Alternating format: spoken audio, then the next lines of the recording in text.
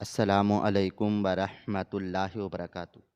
میری بیوی نے روپیہ روپیہ جوڑ کر حج کے پیسے جمع کیے تو پیسے دیکھ کر میری نیت خراب ہو گئی۔ میں نے وہ پیسے چوری کر لیے تاکہ کوئی کاروبار شروع کر سکوں۔ بیوی کو پیسے نہ ملے تو وہ رونے لگی۔ میں نے اس پر لاپرواہی کا الزام لگا دیا تاکہ وہ مجھ پر شک نہ کرے۔ کچھ ماہ کے بعد میں نے وہ پیسے کاروبار میں لگا دیے۔ میرا کاروبار دن دگنی رات چگنی ترقی کرنے لگا۔ میں نے ایک فیکٹری بنا لی اور امیر ہو گیا، لیکن ایک رات میری فیکٹری میں آگ لگ گئی۔ جب تفتیش کی تو پتہ چلا کہ میری فیکٹری میں آگ۔ رات کے 9 بجے میں کام سے واپس آیا تو میری بیوی کمرے میں بیٹھی ہوئی پیسے گن رہی تھی جو اس نے پچھلے کئی سالوں سے جوڑنے شروع کیے تھے۔ میں کمرے میں آیا تو وہ جلدی جلدی پیسوں والا ڈبہ چھپانے لگی۔ تم نے تو بڑے پیسے جمع کر لیے ہیں، میں نے مسکراتے ہوئے کہا تو وہ بھی مسکرانے لگی، لیکن مجھے اس کی یہ بات اچھی نہیں لگی تھی۔ جب اس نے میرے آتے ہی ہوئے ڈبہ چھپا لیا تھا، میں جب بھی آتا تو وہ ڈبہ چھپا لیتی تھی، مجھے اچھا نہیں لگتا تھا۔ میں نے سوچا کہ آج اس سے یہ بات کر ہی لیتا ہوں۔ میں اس کے پاس گیا اور جیسے ہی میں نے یہ بات کی تو وہ مسکرانے لگی اور بولی، آپ غلط سوچ رہے ہیں، میں پیسے اس وجہ سے نہیں چھپاتی کہ مجھے آپ پر کوئی شک ہے کہ آپ کو پیسے لے لیں گے، بس میں اس وجہ سے ہی چھپاتی ہوں کہ آپ ان پیسوں کو یاد نہ کریں، کیونکہ جب انسان کے ذہن میں کوئی چیز ہو تو پھر انسان اس کے بارے میں سوچتا رہتا ہے، اور میں نہیں چاہتی کہ آپ میرے حج والے پیسوں کے بارے میں سوچیں۔ یہ پیسے میں نے اپنے عمرہ کے لیے جمع کر رکھے ہیں، اور جب انشاءاللہ یہ پورے ہو جائیں گے تو میں حج پر جاؤں گی،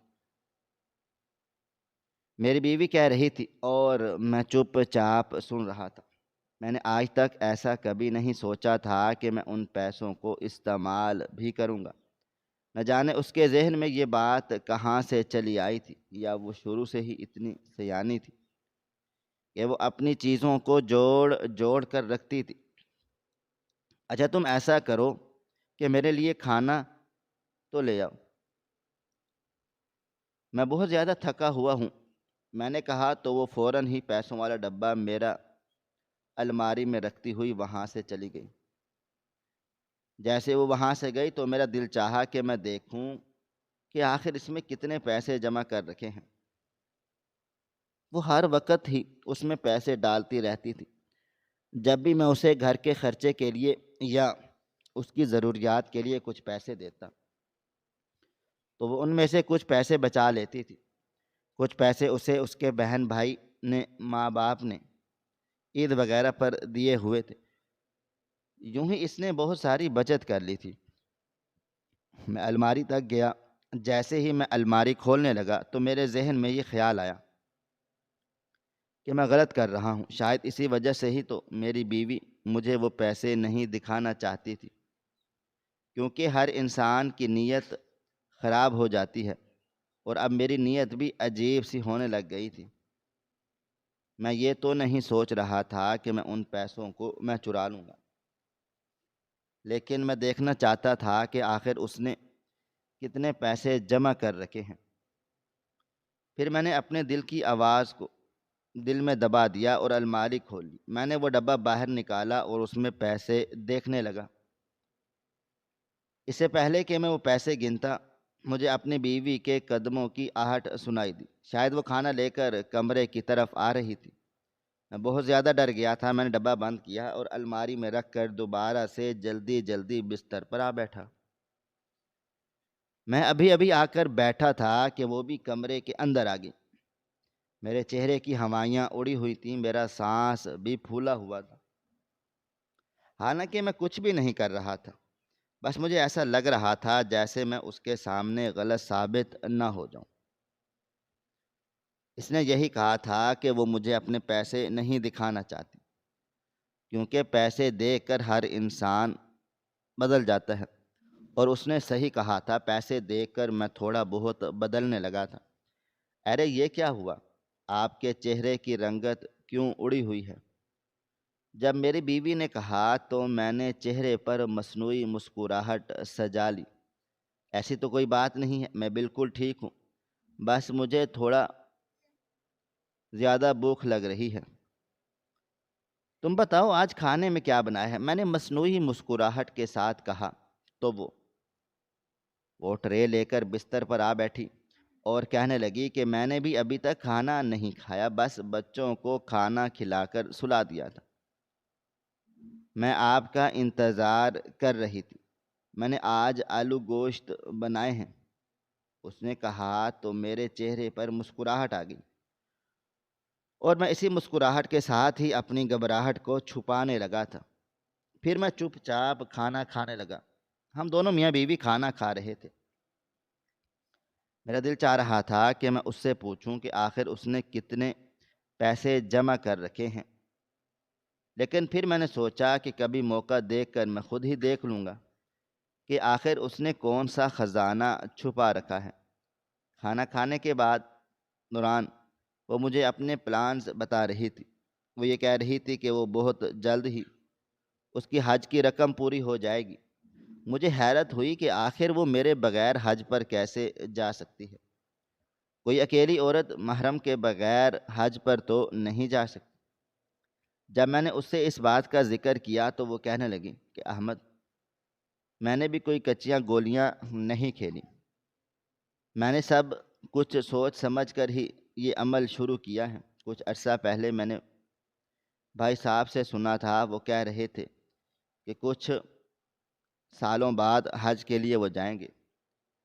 اسی وقت ہی میں نے ان کی بات سن کر پیسے جمع کرنے شروع کر دیے تھے، اور اب وہ کہہ رہے ہیں کہ وہ کچھ ماہ کے اندر جائیں گے، تو میں انہی کے ساتھ چلی جاؤں گی۔ وہ میرے محرم ہیں، میں ان کے ساتھ ہی جا رہی ہوں، اس لیے تو میں نے پیسے جمع کیے ہیں۔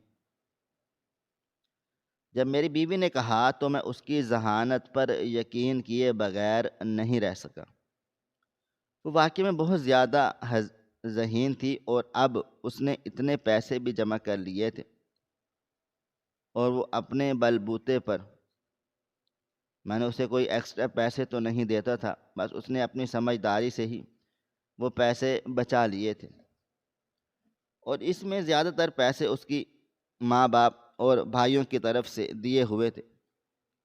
کچھ دیر ہم وہیں پر بیٹھے باتیں کرتے رہے، اور پھر وہ برتن اٹھا کر کچن میں آ گئی تھی۔ میں جانتا تھا کہ وہاں پر اسے اچھا خاصا وقت لگنا ہے، اور میں نے سوچا کہ اسی وقت کے دوران ہی میں اس کے پیسے دیکھ لوں گا اور گن بھی لوں گا کہ آخر وہ کتنے پیسے ہیں۔ وہ حج پر جانے کی تیاریوں میں لگی ہوئی ہے۔ آج کل حج کوئی سستا نہیں تھا، اچھی خاصی رقم خرچ ہو جاتی تھی۔ وہ کچن میں چلی گئی تھی، اور میں نے ایک مرتبہ پھر سے الماری کی طرف آ گئی تھا۔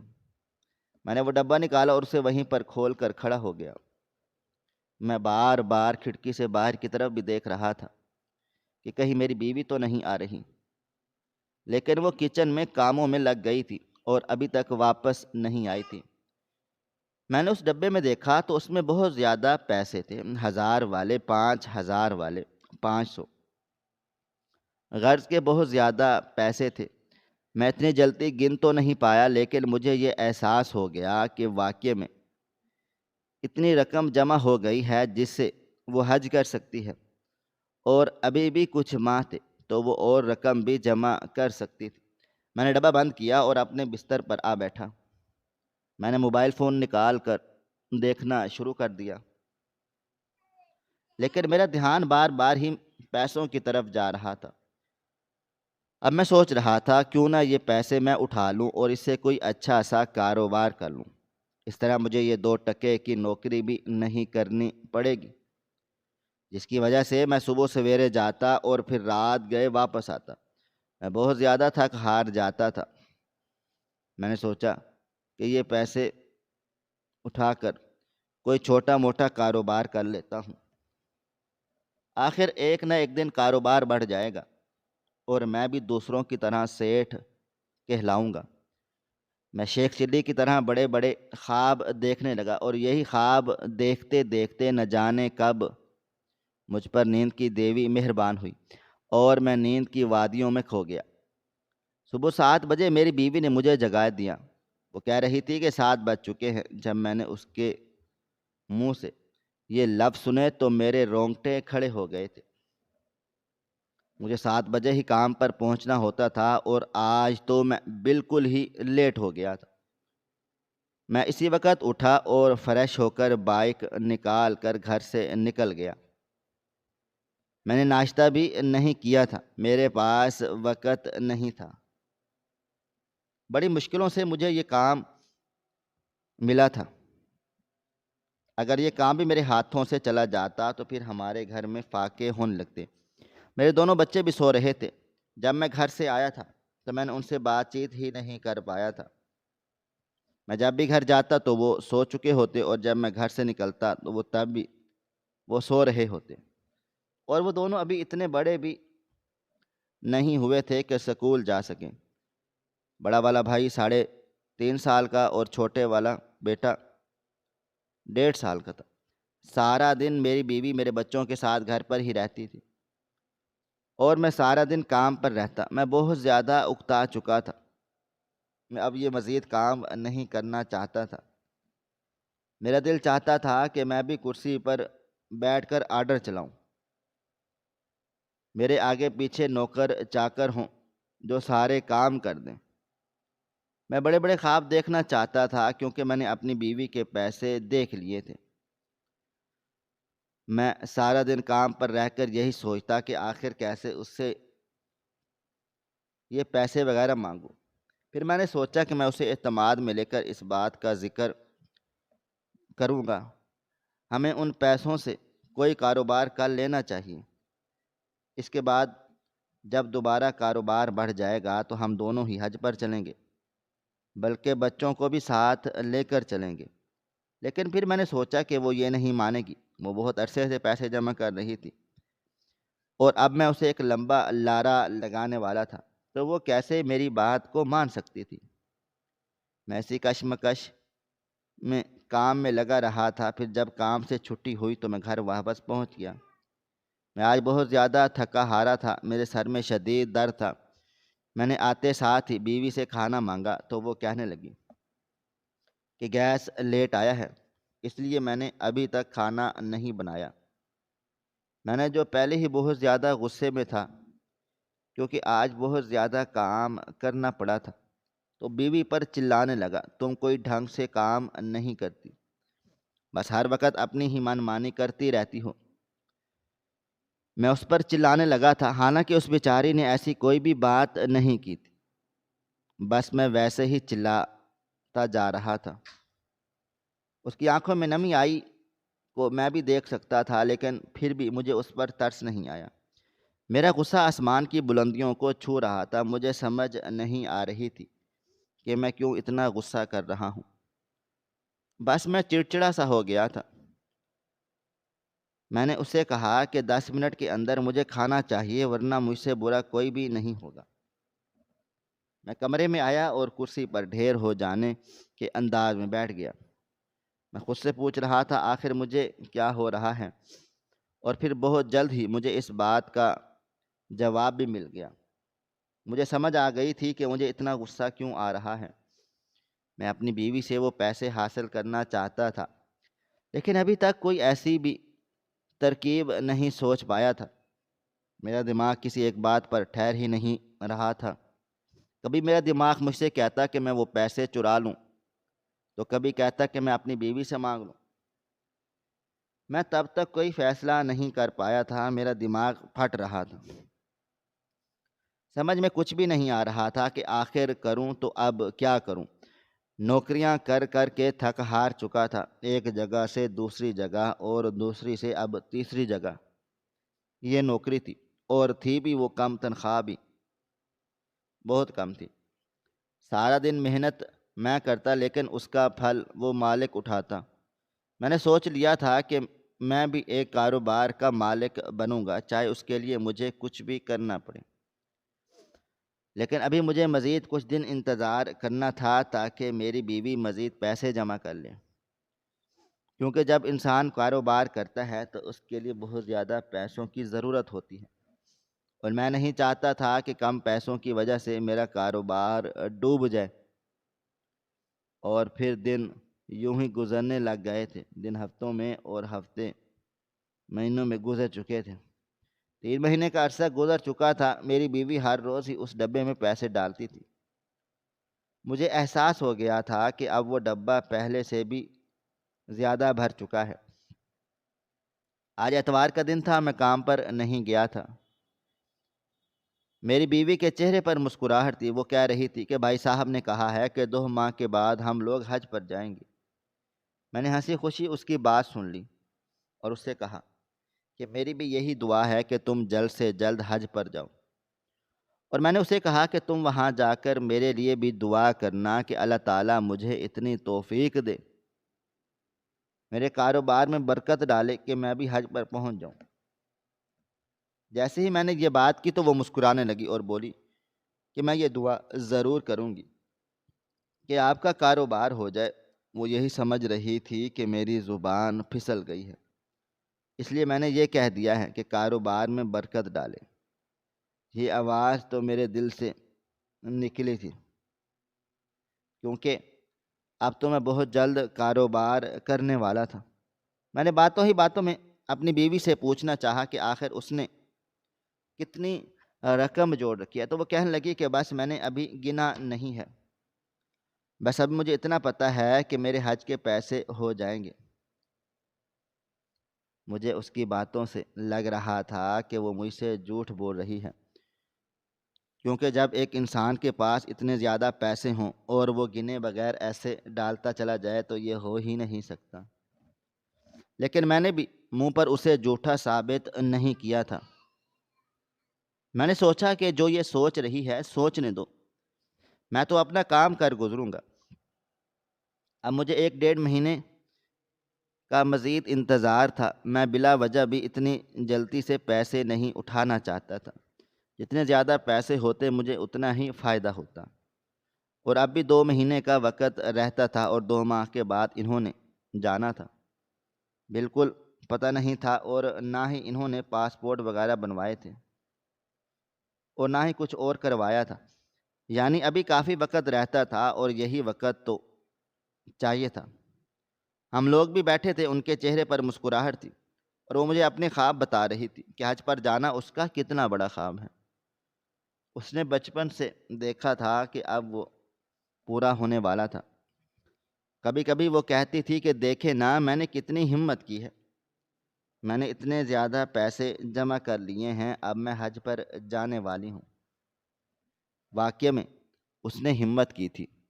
آج کل کہاں عورتیں ایسا کچھ کرتی ہیں؟ پہلے اگر انہیں پیسے دے دیے جائیں تو وہ اپنے کپڑوں جوتوں پر خرچ کر دیتی ہیں، بلکہ اس کے علاوہ بھی بہت زیادہ پیسے مانگتی رہتی ہیں، اور پھر گھر میں فضول خرچیاں کرتی ہیں، جس کی وجہ سے مرد بھی بیچارہ تنگ ہو جاتا ہے۔ لیکن میرے ساتھ ایسا کچھ بھی نہیں ہوا تھا۔ میں اپنی بیوی کو خرچے کے لیے بہت کم پیسے دیتا تھا، تو مجھے تو حیرت ہوتی رہتی تھی کہ وہ اتنے پیسوں سے گھر کو کیسے چلا رہی ہے، اور وہ تھوڑی بہت سیونگ بھی کر لیتی تھی۔ باقی اس کی سیونگ اپنی تھی، اس میں میرا کوئی اپنا ہاتھ نہیں تھا، اس لیے میرا اس پر کوئی حق بھی نہیں تھا۔ مجھے اس وقت کا انتظار تھا جب میں وہ پیسے اٹھا کر کوئی کاروبار کرتا۔ مجھے بس بہت جلد کاروبار کرنا تھا۔ میں لمبے لمبے سپنے دیکھنے لگا تھا۔ اتوار کا دن بھی یوں ہی گھر پر گزر گیا، اور پھر سوموار کا دن بھی آ گیا۔ سوموار کے دن میرا کام پر جانے کو دل نہیں کر رہا تھا، دل چاہ رہا تھا کہ میں آج سے ہی اپنا کوئی کام کروں اور پھر دوپہر تک اپنے کام پر جاؤں، کیونکہ مالک تو دوپہر میں ہی آتے تھے، ورکر ہی بیچارے صبح سویرے پہنچ جاتے تھے۔ جیسے اب میں جا رہا تھا، اور میں جیسے ہی اپنے کام پر پہنچا تو سارا جسم برف کا گولا بن چکا تھا۔ مجھے اتنی زیادہ سردی لگ رہی تھی کہ دل چاہ رہا تھا کہ آگ کے دریا میں کود جاؤں تو پھر سردی ختم ہو جائے گی۔ لیکن پھر کچھ ہی دیر کے میں سب کچھ نارمل ہو گیا، کیونکہ آفس اندر ہی تھا۔ بہت زیادہ لوگ آئے ہوئے تھے اور ہر کوئی اپنے اپنے کاموں میں لگا ہوا تھا، تو میں بھی اپنے کام پر لگ گیا۔ میرا کام میں اب تو دل نہیں لگتا تھا، لیکن پھر بھی کام تو کرنا تھا۔ اب بھی مجھے 1 مہینے کا انتظار تھا۔ میں نے سوچ لیا تھا کہ جیسے ہی مجھے یہ سیلری ملے گی تو میں اس کے بعد ہی آفس چھوڑ دوں گا۔ ابھی تو مہینے کی 3-4 تاریخ تھی، مجھے پورے مہینے کے ختم ہونے کا انتظار تھا۔ وقت گزرتا جا رہا تھا، 1 ہفتہ مزید گزر گیا تھا اور میرے سسرال میں یہ چہمگوئیاں ہونے لگ گئی تھیں کہ میرے دونوں سالے اور میری بیوی حج پر جا رہے ہیں۔ میں چپ چاپ ان کی باتیں سن لیتا تھا۔ آج تک میں نے یہ ذکر نہیں کیا تھا کہ وہ تو حج پر جا ہی نہیں پائے گی۔ وقت گزرتا جا رہا تھا، آج پوری 25 تاریخ تھی۔ 1 ہفتے کے بعد میری بیوی لوگوں نے پاسپورٹ بنوانے کے لیے جانا تھا اور میں چاہ رہا تھا کہ میری تنخواہ آ جائے، اس کے بعد میں وہ پیسے چرا لوں گا، کوئی اور اچھا سا کام کاج کروں گا۔ لیکن مجھے لگ رہا تھا کہ اب مجھے تنخواہ کے انتظار سے پہلے ہی یہ سب کر گزرنا ہوگا۔ میری بیوی نے کہا کہ آج وہ میکے جانا چاہتی ہیں، تو میں نے اس سے کہا کہ وہ ضرور جائے، بلکہ میکے میں رہ کر آئے۔ تو بہت زیادہ خوش ہو گئی، کیونکہ پہلے میں اسے میکے جانے سے روکتا رہتا تھا۔ میں گھر میں اکیلا رہ جاتا تھا تو مجھے اچھا نہیں لگتا تھا۔ وہ بہت زیادہ خوش ہو رہی تھی اور کہہ رہی تھی کہ بس میں رہنے تو نہیں جا رہی، حج کی تیاریاں بھی تو کرنی ہیں، بس میں ویسے ہی ہو کر آ جاؤں گی۔ اور میں اسے دوپہر میں ہی اس کے میکے چھوڑ آیا تھا اور گھر آ گیا۔ گھر آتے ساتھ ہی میں نے وہ رقم اٹھائی، بلکہ پورا ڈبہ ہی اٹھا لیا، تاکہ وہ ایسا سمجھے کہ اس نے ڈبہ یہاں پر رکھا ہی نہیں تھا اور بس پاگلوں کی طرح ڈھونڈتی رہی۔ میں نے وہ ڈبہ اٹھایا، اس سے پیسے نکال لیے اور ڈبے کو تروڑ مروڑ کر باہر کوڑے کے ڈھیر پر پھینک دیا اور رقم لے کر بینک پہنچ گیا۔ میں نے وہ رقم بینک میں ڈپازٹ کروا لی۔ وہ بہت زیادہ رقم تھی جس سے میں بڑے اچھے سے کاروبار کر سکتا تھا۔ پھر شام کو میری بیوی واپس آ گئی۔ 3-4 دن یوں ہی گزر گئے تھے، شاید اس کے پاس پیسے نہیں تھے، اس لیے نہ اس نے ڈبہ اٹھایا تھا اور نہ ہی اس میں کوئی پیسے وغیرہ رکھے تھے۔ لیکن چوتھی رات دن جب میں کام سے تھکا ہارا واپس آیا تو میں نے دیکھا کہ اس نے رو رو کر اپنا حال برا کر لیا تھا اور وہ کہہ رہی تھی کہ میرے پیسے نہیں مل رہے۔ میں نے اس کی بات سنی تو اس پر غصہ کرنے لگا کہ یہ کیا بات ہوئی، تم نے پیسے کہاں رکھے تھے، پیسے کیوں نہیں مل رہے، تم ہی لاپرواہ ہو، تمہیں اپنی ہی چیزوں کا خیال نہیں رکھ سکتی۔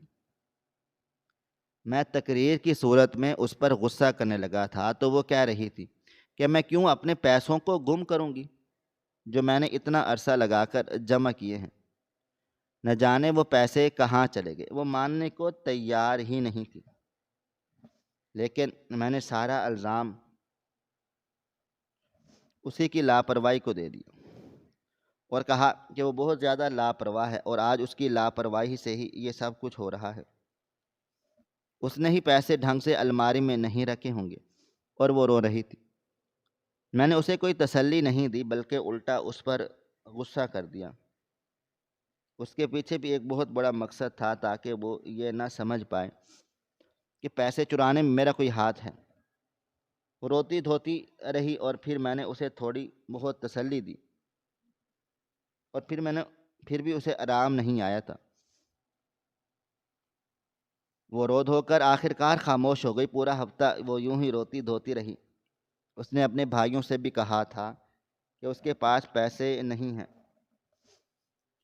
تو ان دونوں نے کہا کہ ہم تو اب تمہارا انتظار نہیں کر سکتے، ہم تو اپنی ٹکٹس لگوا لیں گے اور پاسپورٹ بھی بنوا لیں گے، تم اگلی مرتبہ چلی جانا۔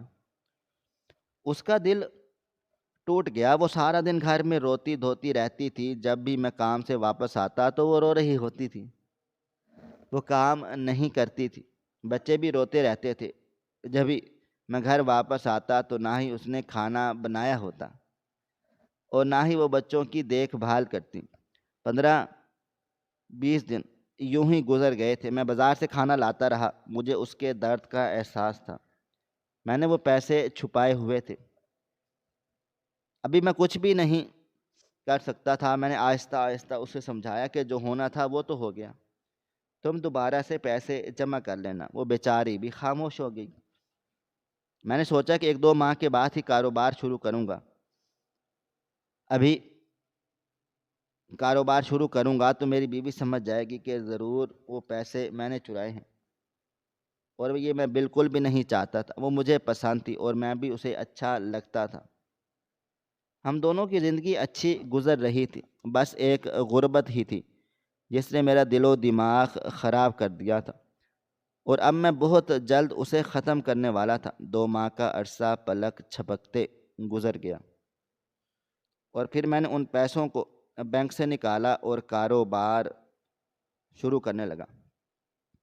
میں نے اپنی بیوی سے کہا کہ میں نے اپنے دوست کے ساتھ پارٹنرشپ کر لی ہے، زیادہ پیسے اس نے دیے ہیں، میرے پاس تو کوئی پیسے ہیں ہی نہیں، بس میں وہاں پر دیکھ بھال کروں گا۔ میری بیوی بہت زیادہ خوش ہو رہی تھی اور کہہ رہی تھی کہ دیکھنا، آپ کا اب کاروبار بہت جلد ترقی کرے گا اور ہم حج پر جائیں گے۔ جب اس نے یہ بات کہی تو مجھے وہ بات یاد آ گئی جب میں نے اس کے پیسے چرائے تھے۔ میرے چہرے کے پر عجیب تاثرات آنے لگے تو وہ کہنے لگی، آپ کو کیا ہو گیا ہے؟ آپ خوش نہیں ہیں؟ ہمارا کاروبار ہونے والا ہے، آپ کو تو خوش ہونا چاہیے۔ جب اس نے یہ کہا تو میں نے بھی اس کی طرف ایک مسکراہٹ اچھال دی۔ میرا کام دن دگنی رات چگنی ترقی کرتا جا رہا تھا۔ میں نے ایک فیکٹری لگائی تھی جو بہت اچھی چل رہی تھی۔ مجھے حیرت ہوتی تھی کہ میں نے کچھ عرصہ پہلے ہی تو یہ فیکٹری لگائی ہے، اور وہ ایسے ترقی کر رہی تھی کہ جیسے برسوں کا کاروبار ہو۔ وقت گزرتا جا رہا تھا اور میں دن بدن امیر ہوتا جا رہا تھا۔ ہماری آمدن میں اضافہ ہوتا جا رہا تھا، منافع بہت زیادہ تھا اور خرچہ بہت زیادہ کم۔ غرض کہ میرا کاروبار دن دگنی رات چگنی ترقی کرتا جا رہا تھا۔ آہستہ آہستہ ہمارا لائف سٹائل بھی بدلنے لگا۔ وقت تو گزرتا جا رہا تھا، میرا بڑا بیٹا اب سکول جانے لگا، ہمیں کسی چیز کی تنگی نہیں تھی۔ میں نے ایک چھوٹی سی گاڑی بھی لے لی تھی۔ ویسے تو میں بڑی گاڑی بھی لے سکتا تھا، میرے پاس اتنے سارے پیسے تھے، لیکن پہلے میں نے سوچا کہ پہلے چھوٹی گاڑی لیتا ہوں اور زیادہ سے زیادہ پیسہ کاروبار میں لگاتا ہوں۔ ہماری زندگی اچھی گزر رہی تھی، میری بیوی بھی خوش رہنے لگی تھی۔ وہ ہر وقت پلانز بناتے رہتی تھی کہ اب ہم حج پر جائیں گے۔ میں نے اسے نہیں روکا تھا، میں نے اس سے کہا تھا کہ ہم بہت جلد حج پر جائیں گے، اور ویسے بھی میں نے سوچ لیا تھا کہ ہم حج پر ضرور جائیں گے۔ اب تو ہمیں کسی چیز کی تنگی نہیں تھی، ہمارے پاس پیسے بھی تھے، تو پھر ہم کیوں نہ اپنی خواہشات پوری کریں۔ حج اس کی سب سے بڑی خواہش تھی، لیکن کبھی کبھی مجھے وہ وقت یاد آ جاتا تھا جب وہ بہت زیادہ روتی رہتی تھی، جب میں نے اس کے پیسے چرا لیے تھے۔ جب بھی مجھے یہ وقت یاد آتا تھا تو میرے رونگٹے کھڑے ہو جاتے، کیونکہ اس وقت اس کا دل ٹوٹ سا گیا تھا اور وہ دنیا سے بیگانہ ہو کر رہنے لگ گئی تھی۔ حالانکہ وہ بالکل ہی بدل چکی تھی اور وہ سب کچھ بھلا چکی تھی، لیکن مجھے وہ سب نہیں بھولا تھا۔ کبھی کبھی مجھے لگتا تھا کہ مجھے اس چیز کا قرض چکانا ہوگا، کیونکہ جب انسان کوئی غلطی کرتا ہے تو پھر اسے ایسے معافی نہیں ملتی۔ لیکن پھر میں سوچتا کہ میرے پاس کچھ بھی نہیں ہوگا، میرا کاروبار اچھا چل رہا تھا، مجھے اور کس چیز کی فکر ہوگی۔ اب لوگ میری قسمت پر رش کرنے لگے تھے۔ کوئی کہتا تھا یہ تو بہت امیر ہو گیا ہے، ضرور اس نے کوئی غلط کام کیا ہوگا، تو کوئی کہتا تھا کہ اس کی محنت رنگ لے آئی ہے۔ میری بیوی بھی یہی کہتی تھی کہ آپ کی محنت رنگ لے کر آئی ہے، آپ کے کاروبار کو بہت جلدی کرنا چاہیے تھا۔ وہ میرے اس دوست کو بھی دعائیں دیتی تھی جس نے مجھے پیسے دیے تھے۔ میں نے کہا تھا کہ میرے دوست بلال نے مجھے پیسے دیے ہیں اور وہ میرا اس کاروبار میں شراکت دار ہے، حالانکہ یہ سراسر جھوٹ تھا۔ نہ ہی اس نے مجھے پیسے دیے تھے اور نہ ہی اس کاروبار میں کوئی حصے دار تھا۔ یہ کاروبار میرے اکیلے کا تھا۔ مجھے بہت زیادہ خوشی ہوتی تھی۔ میرے دونوں بچے اب پہلے سے بہتر زندگی گزارنے لگ گئے تھے۔ میں نے اپنے بیٹے کو بڑے اسکول میں داخل کروایا تھا۔ وہاں پر اس کی فیس بہت زیادہ تھی اور دوسرے اخراجات بھی بہت زیادہ تھے، جو میں خوشی خوشی اپنی مرضی سے ادا کر رہا تھا۔ غرض کہ ہماری دنیا بدل چکی تھی، ہم لوگ بہت زیادہ امیر ہو گئے تھے، ہمیں کسی چیز کی کمی نہیں تھی۔ میری بیوی بھی اب اچھے اچھے کپڑے پہننے لگ گئی تھی۔ پہلے وہ بہت زیادہ بچت کرتی تھی، لیکن اب میں اسے بچت نہیں کرنے دیتا تھا، بلکہ اسے کہتا تھا کہ دل کھول کر شاپنگ کریں، اس کا جو دل چاہے وہ کریں، اور وہ اب ایسا ہی کرنے لگ گئی تھی۔ اب مجھے صبح سویرے نہیں اٹھنا پڑتا تھا، میں اپنی مرضی سے اٹھتا تھا اور پھر اپنی مرضی سے تیار ہو کر فیکٹری پہنچتا تھا، اور پھر شام ہونے سے پہلے ہی گھر جاتا تھا۔ میرے پاس اپنی گاڑی تھی، اب میں بائک پر نہیں پھرتا تھا۔ سب سے بڑی بات کہ مجھے جلدی صبح نہیں اٹھنا پڑتا تھا۔ مجھے صبح اٹھنے میں موت پڑتی تھی، اور اب ایسا کچھ بھی نہیں تھا۔ کبھی کبھی میں سوچ میں پڑ جاتا کہ آخر اللہ تعالیٰ نے میرے کاروبار میں برکت کیوں ڈالی ہے، کیونکہ لوگ تو یہی کہتے ہیں کہ چوری اور حرام کے پیسے میں کوئی برکت نہیں ہوتی، لیکن میرا کاروبار تو دن دگنی رات چگنی ترقی کرتا جا رہا تھا۔ حالانکہ میں نے وہ پیسے اپنی بیوی کے چوری کیے تھے، اور وہ تھے بھی حج کے پیسے۔ کبھی کبھی میرا دماغ اتنا پھٹتا کہ میری بیوی مجھ سے پوچھتی، آخر آپ کو کیا ہو گیا ہے؟ اب تو ہمارے حالات بھی سدھر چکے ہیں، ہمیں کسی چیز کی کمی نہیں ہے، لیکن مجھے کبھی کبھی بہت زیادہ عجیب اور کھوئے کھوئے سے لگتے ہیں۔ میں اپنی بیوی کی باتوں کا جواب بھی نہیں دیتا تھا، کیونکہ اس چیز کا جواب میرے پاس تھا ہی نہیں۔ میں اسے کیا کہتا کہ مجھے اندر ہی اندر کیا چیزیں کھائی جا رہی ہیں۔ اندر ہی اندر مجھے ایک دکھ تھا، ملال تھا، مجھے یہ سب نہیں کرنا چاہیے تھا، جس کی وجہ سے آج میری زندگی اتنی بہتر ہو گئی تھی۔ لیکن میں کیا کرتا؟ اگر میں یہ نہ کرتا تو آج بھی میں وہی گھسی پٹی نوکری کر رہا ہوتا، اور کھانے کو کچھ بھی نہ ہوتا۔ آج بدھ کا دن تھا اور میں گھر پر ہی تھا۔ میری طبیعت کچھ خاص ٹھیک نہیں تھی۔ میرا دل چاہ رہا تھا کہ آج میں کام پر نہیں جاؤں، اور اس بات کی تو خوشی تھی کہ میں اپنی مرضی سے کام پر آ جا سکتا تھا۔ میرے اوپر کوئی زور زبردستی نہیں تھی، میرا اپنا کاروبار تھا، کوئی مجھ پر دھونس جمانے والا نہیں تھا، کوئی مجھے سہارا امپلائز کے سامنے بے عزت کرنے والا نہیں تھا، کوئی بھی ایسا نہیں تھا جو مجھے یہ دھمکی دیتا اگر تم وقت پر نہیں آئے اور کام صحیح نہیں کیا تو ہم تمہیں نوکری سے نکال دیں گے۔ غرض کہ سب کچھ ٹھیک ٹھاک چل رہا تھا، بس ایک میرے دل کی دنیا ہی تھی جو اب اجڑ سی گئی تھی۔ ہر وقت ہی عجیب عجیب خیالات میں گھومتا رہتا، مجھے سمجھ نہیں آتی تھی کہ میرے ساتھ ہو کیا رہا ہے۔ میرا دل کسی میں نہیں لگتا تھا۔ میں منہ اٹھا کر فیکٹری چلا تو جاتا تھا، لیکن وہاں پر بھی ایسے ہی بیٹھا رہتا تھا۔ نہ جانے کیوں مجھے کیا ہو گیا تھا، مجھے ایسا لگ رہا تھا کہ جیسے کچھ انہونی ہونے والی ہو، لیکن ابھی میں اس کے بارے میں کچھ بھی نہیں جانتا تھا۔ آج میں فیکٹری نہ گیا اور سارا دن گھر پر رہا۔ میری بیوی میری تیمارداری میں لگی ہوئی، مجھے بخار سا ہونے لگا۔ میں ڈاکٹر کے پاس بھی نہیں گیا، مجھے بہت زیادہ سردی لگ رہی تھی، میرا باہر نکلنے کو دل ہی نہیں کر رہا تھا۔ میری بیوی مجھے طرح طرح کے ٹوٹکوں کے ساتھ ٹھیک کرنے میں لگی ہوئی تھی، لیکن میری طبیعت پھر بھی زیادہ ٹھیک نہیں ہوئی تھی۔ لیکن شام تک میری طبیعت کچھ نہ کچھ سنبھل گئی، میں تھوڑا بہت کھانا بھی کھایا اور اپنے کمرے میں پہنچ گیا۔ میں کتاب پڑھ رہا تھا۔ ویسے تو میری طبیعت ٹھیک نہیں تھی، لیکن کتاب پڑھنے سے میری طبیعت حشاش بشاش ہو جاتی۔ میری بیوی ابھی تک کمرے میں نہیں آئی تھی اور میرے دونوں بچے سو چکے تھے۔ مجھے کچھ بھی سمجھ میں نہیں آ رہی تھی کہ آخر میرے دل کو کیا ہو رہا ہے۔ میں نے کتاب ایک طرف رکھی اور اپنے دل کو مسلنے لگا۔ ایسا لگ رہا تھا جیسے کچھ عجیب سا ہونے والا ہے۔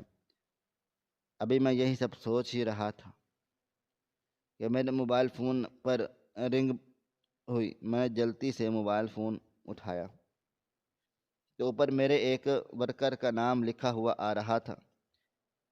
میں سوچا کہ وہ اس وقت کال کیوں کر رہا ہے، اس وقت تو لوگ وہ فیکٹری بند کر کے جا چکے ہوں گے۔ لیکن جیسے ہی میں نے اس کی کال اٹھائی اور اس نے ایک دل دہلا دینے والی خبر سنائی تو میرا دل پھٹنے لگا۔ ایسا کیسے ہو سکتا تھا؟ اس وقت میں زور زور سے چلانے لگا۔ میں اس سے کہہ رہا تھا کہ نہیں آگ لگی ہوگی۔ وہ کہہ رہے تھے کہ ایسا کوئی بھی مسئلہ نہیں ہے، کوئی بھی ایسی چیز موجود نہیں تھی جس سے فیکٹری میں آگ لگ پاتی۔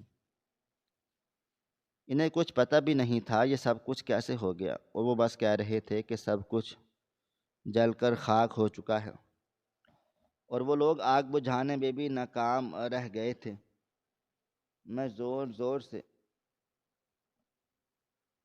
چلانے لگا، میرا دل و دماغ پھٹ رہا تھا۔ میرے چلانے کی وجہ سے میری بیوی بھی کمرے کے اندر آ کر گئی۔ میں نے اسے سب کچھ بتایا اور پھر میں گھر سے روانہ ہو گیا۔ میں گاڑی میں بیٹھ کر فیکٹری کی طرف جا رہا تھا۔ میرا دماغ پھٹ رہا تھا۔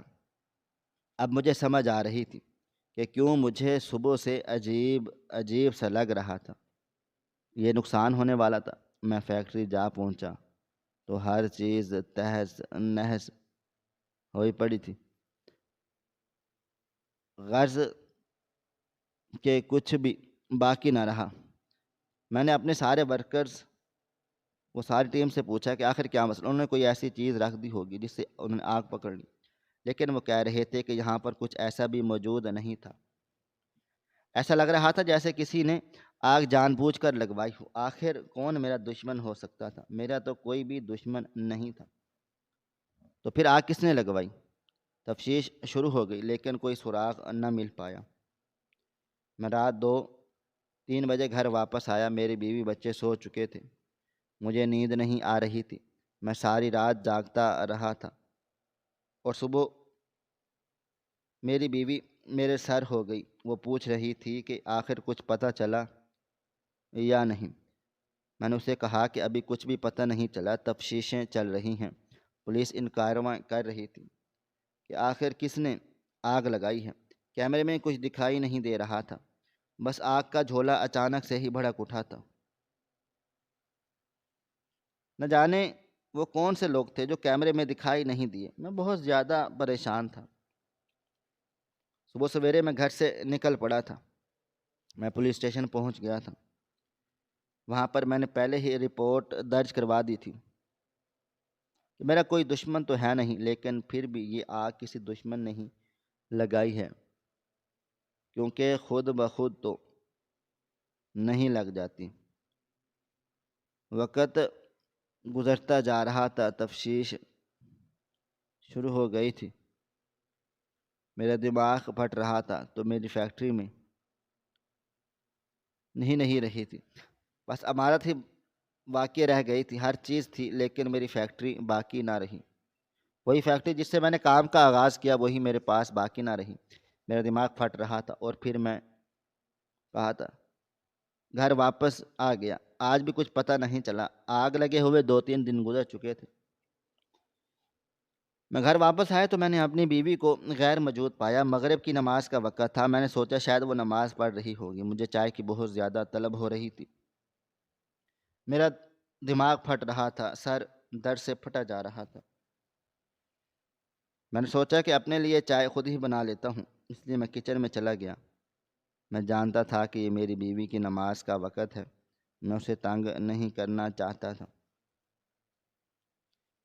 وہ 5 وقت کی نماز ادا کرتی تھی اور مجھے بھی کہتی تھی، لیکن آج تک میں کبھی بھی پابندی سے نماز ادا نہیں کر پایا تھا۔ پھر میں کچن میں آ گیا اور اپنے لیے چائے بنانے لگا۔ 5 منٹ کے اندر ہی میں نے چائے تیار کی اور کپ میں ڈال کر اپنے کمرے میں پہنچ گیا۔ جیسے ہی میں کمرے میں پہنچا تو میرا دل پھٹنے کو آ گیا تھا۔ مجھے سمجھ آ گئی تھی کہ میری فیکٹری میں آگ کس نے لگوائی ہے۔ دراصل میری فیکٹری میں سے آگ میری بیوی نے لگوائی تھی، لیکن اسے نہیں پتہ تھا کہ اس نے میری ہی فیکٹری میں آگ لگوائی ہے۔ میں نے دیکھا کہ وہ جائے نماز پر بیٹھی دعائیں مانگ رہی تھی، یا اللہ جس نے بھی میرے پیسے چرائے ہیں اسے بھی وہ پیسے نصیب نہ ہوں، اس نے جس کام میں بھی وہ پیسے لگائے ہیں وہ سب جل کر رہا ہو جائے اور خاک ہو جائے، کچھ بھی باقی نہ رہ جائے۔ اس کے اس انداز سے ایسا لگ رہا تھا جیسے وہ ہر روز یا ایسی دعائیں مانگتی ہو۔ میرے ہاتھ سے چائے کا کپ گر گیا اور میری آنکھوں سے آنسو نکلنے لگے۔ میری بیوی نے میرے حق میں بد دعا کی تھی، لیکن سب سے بڑی بات یہی تھی کہ وہ جانتی ہی نہیں تھی کہ وہ اپنے ہی کر کے اور اپنے شوہر کے حق میں بد دعائیں کر رہی ہے۔ جیسے ہی چائے کا کپ نیچے گرا تو وہ پیچھے مڑ کر دیکھنے لگی۔ وہ فوراً سے مجھے دیکھ کر جائے نماز سے اٹھ کھڑی ہوئی اور میری طرف آ گئی۔ مجھے کوئی بھی ہوش نہیں تھا، مجھے ایسا لگ رہا تھا کہ ابھی میں زمین بوس ہو جاؤں گی۔ اس نے مجھے پکڑا اور پاس کرسی پر بٹھا دیا۔ وہ مجھ سے پوچھ رہی تھی کہ احمد آپ کے ساتھ کیا مسئلہ ہے اور آپ دونوں کیوں رو رہے ہیں؟ لیکن میں کچھ بھی نہیں بول پا رہا تھا، میری زبان گنگ ہو گئی تھی۔ وہ بہت زیادہ پریشان ہو گئی تھی اور پھر آخر کار وہ بھی میرے ساتھ رونے کہنے لگی، آپ مجھے پلیز بتائیں نا، میرا دل بیٹھا جا رہا ہے۔ اور پھر میں نے اپنی ساری کہانی اس کے گوش گزار کر دی۔ میں نے اپنے منہ سے اپنے چوری کا اقرار کر لیا کہ میں نے ہی اس کے حج کے پیسے چرائے تھے اور پھر یہ کاروبار شروع کیا تھا۔ حالانکہ اب کاروبار چل بھی نکلا تھا اور پھر آخر میں آ کر ڈوب گیا۔ مجھے سمجھ نہیں آ رہی تھی کہ پہلے بھی میرا کاروبار ڈوب سکتا تھا۔ جب میں نے شروع کیا تھا تو وہ بڑھتا ہی نہیں، لیکن ایسا نہیں ہوا تھا۔ پہلے اللہ تعالیٰ نے میرا امتحان لیا۔ میں نے بھی تو اپنی بیوی کے ساتھ ایسا ہی کیا تھا۔ اس نے بھی تو اتنے سال لگا کر وہ پیسے جمع کیے تھے اور پھر میں نے پیسے چرا لیے تھے۔ اب میں نے بھی محنت کر کے اتنا بڑا کاروبار شروع کر دیا اور اتنی محنت کی تھی، اور اب آ کر وہ کاروبار ڈوب گیا۔ سچ ہی کہتے ہیں کہ انسان جیسا کرتا ہے اس کے ساتھ بھی ویسا ہی ہوتا ہے۔ میں نے اپنی بیوی سے بہت زیادہ معافی مانگی، اس کے چہرے پر ناگواری تھی، لیکن وہ منہ سے مجھے معاف کر رہی تھی۔ وہ کہہ رہی تھی کہ جو ہونا تھا ہو چکا ہے، میں نے آپ کو معاف کر دیا، بالکل بھی پریشان نہ ہوں۔ وہ جانتی تھی کہ میں دل کا مریض ہوں، بس اسی لیے وہ مجھے ٹینشن نہ دینے کے لیے وہ یہ سب کچھ کہہ رہی تھی، بول رہی تھی۔ میں اس کے قدموں میں گر گیا تو وہ پھوٹ پھوٹ کر رونے لگی اور کہنے لگی کہ بس کر دے احمد، میں نے آپ کو دل سے معاف کیا۔ میں نہیں جانتی تھی کہ پیسے آپ نے چرائے ہیں۔ اگر مجھے پتہ ہوتا تو میں کبھی بھی آپ کے حق میں بد دعا نہ کرتی۔ اگر آپ کو پیسے چاہیے تھے تو آپ مجھ سے مانگ لیتے، چراتے نہیں۔ میں نے تو بس اسی انسان کے حق میں بد دعائیں کی تھی اور ہر روز ہی کرتی تھی جس نے میری حج کے پیسے چرائے ہوئے ہیں۔ آج میں نے آپ کو معاف کیا، بلکہ اب میں نے آپ کے حق میں دعائیں مانگوں گی کہ اللہ تعالیٰ بھی آپ کو معاف کر دے۔ میری بیوی اعلیٰ ظرف کی تھی۔ میں نے اسے گلے سے لگا لیا اور اس سے کہا کہ میں اس کا سب کچھ اسے واپس کر دوں گا، اس پر میرا کوئی بھی حق نہیں ہے، بلکہ اس کا حق ہے۔ تو وہ کہنے لگی، آپ کا اور میرا سب کچھ علیحدہ تو نہیں ہے۔ اب میں نے آپ کو معاف کیا، ابھی یہ پیسے آپ پر حلال ہیں۔ جو پیسے آپ کے پاس ہیں آپ اس سے دوبارہ کام شروع کریں۔ میں اللہ تعالیٰ سے دعا کروں گی کہ وہ آپ کے کام میں برکت ڈالیں گے۔ پھر وقت یوں ہی گزرتا چلا گیا۔ میں نے تفتیشیں رکوا دی۔ میرے ورکرز پوچھتے تھے، کیا آپ کو پتہ چل گیا ہے کہ فیکٹری میں آگ کس نے لگوائی؟ تو میں ان سے کہتا تھا کہ ہاں مجھے پتہ چل گیا ہے، لیکن میں نے انہیں آج تک سچ نہیں بتایا تھا۔ میری بیوی کے بد دعاؤں سے ہی فیکٹری میں آگ لگی تھی، اس لیے کیمرے میں بھی کچھ خاص نظر نہیں آیا تھا۔ یہ تو اللہ تعالیٰ کی طرف سے تھا کہ اللہ تعالیٰ اپنے بندوں کو بے آسرا نہیں چھوڑتا۔ اللہ تعالیٰ نے میری بیوی کو بھی بے آسرا نہیں چھوڑا تھا۔ اب سب کچھ بدل چکا تھا، وقت گزرتا جا رہا تھا، آہستہ آہستہ میرا کام پھر سے چل نکلا، اور اب وہ رقم مجھ پر حلال تھی، کیونکہ میری بیوی نے مجھے اپنے ہاتھوں سے سونپ دیا تھا۔ میں تو اسے واپس کرنا چاہتا تھا، لیکن اس نے کہا نہیں، میں اپنی خوشی سے آپ کو یہ سب کچھ دے رہی ہوں۔ اور پھر کچھ عرصے کے بعد میرا کاروبار پھر سے چل نکلا تھا۔